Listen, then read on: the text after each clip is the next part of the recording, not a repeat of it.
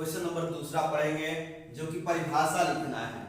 Question कह रहा है कि निम्नलिखित का परिभाषा लिखिए। जैसे पहला परिभाषा लिखना है समांतर रेखाओं का, लंब रेखाओं का, रेखाखंड का, वृत्त की त्रिज्या का और वर्ग का, इसका परिभाषा लिखना है।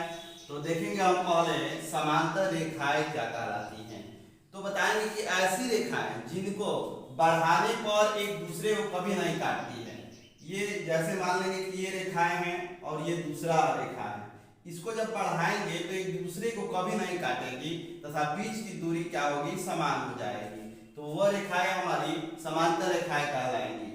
लिखा गया है कि ऐसी रेखाएं जिनको बढ़ाने पर एक दूसरे को कभी भी प्रतिच्छेदित नहीं करती है, मीन्स काटती नहीं है, समांतर रेखाएं कहलाती हैं। इन रेखाओं को असीमित रूप से बढ़ा दें तो एक दूसरे को प्रतिच्छेदित नहीं करेगी, वही रेखाएं समांतर रेखाएं कहलाएंगी।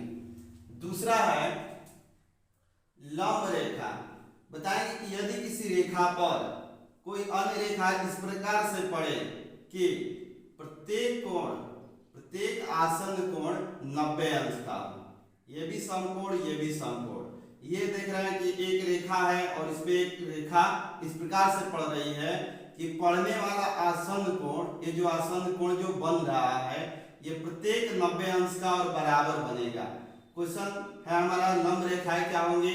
तो बताएंगे कि यदि एक सरल रेखा या रेखा पर एक अन्य रेखा इस प्रकार मिले कि बनने वाला आसन्न कोण बराबर हो एवं प्रत्येक कोण 90 अंश का हो तो वे रेखाएं लंब रेखा कहलाएंगी।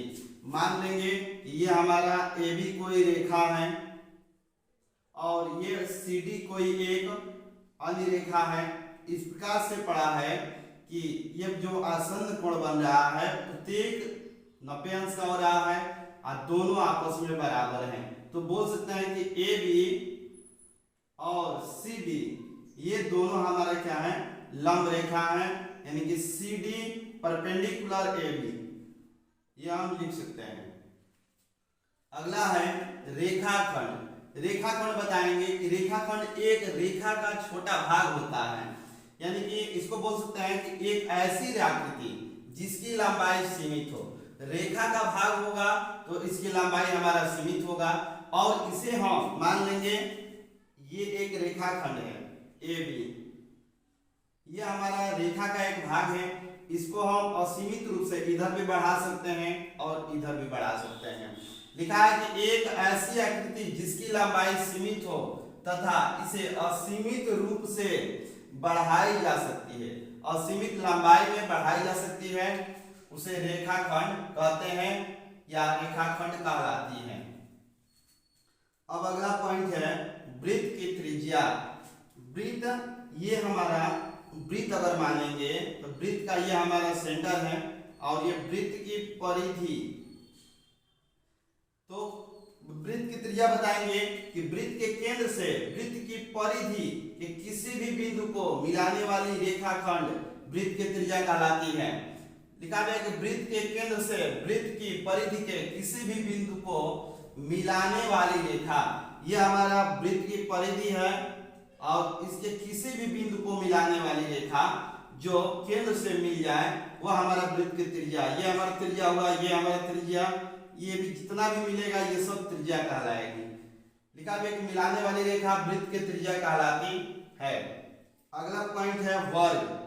तो वर्ग बताएंगे एक ऐसी आकृति जिसकी चारों भुजाएं, ये देख रहे हैं कि हमारा वर्ग है, इसकी चारों भुजाएं क्या है, बराबर है। जो प्रत्येक कोण होगा ये 90 अंश का होगा, समकोण होगा और वर्ग में जो विकर्ण होते हैं बराबर होते हैं और एक दूसरे को प्रतिच्छेदित करते हैं।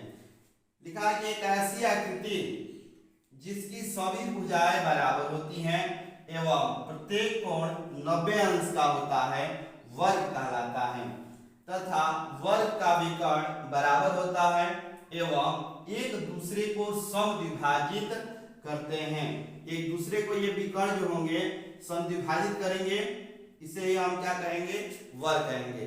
इस तरह से ये आपका क्वेश्चन नंबर दूसरा परिभाषा वाला हो गया। अगले क्वेश्चन के लिए आप हमारे वीडियो को देखते रहिए, हमारे चैनल को सब्सक्राइब कीजिए, लाइक कीजिए और कमेंट कीजिए। Thank you.